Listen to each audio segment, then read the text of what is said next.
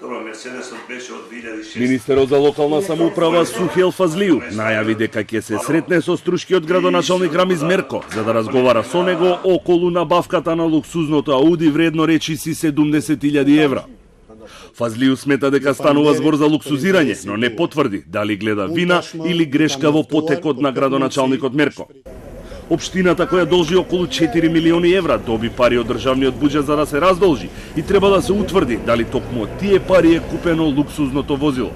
Јас планирам скоро да одам една посета во општина Струга и да разговарам директно со градоначалникот на Струга, да се информирам лично за ова ситуација и да ги разгледаме другите можности за поправка на ова грешка, ако може да се рачуни дека е некоја грешка од страна на градоначалник. Фазлиу додаде дека и општинскиот совет можел да ја спречи набавката на автомобилот доколку сметал дека не е потребна.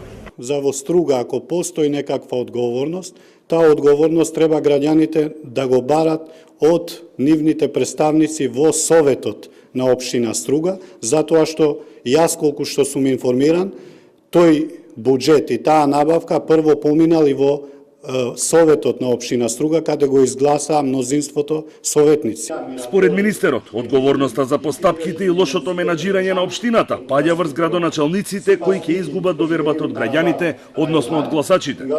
Тој побара од градоначалниците да бидат поодговорни во трошењето на пари. Барам од градоначалниците да бидат малце поодговорни затоа што се работи во ситуација каде што општините се во долгови. Кога некој ти пружи рака да ти помогне да излезеш од ситуација тешка каде што директно влијае врз граѓаните, треба тие средства да бидат користени многу добро, многу одговорно, за да не оставите впечаток кај граѓаните дека правите некоја злоупотреба. Владата им додели на општините вкупно 50 милиони евра за да се раздолжат кон дел од доверителите.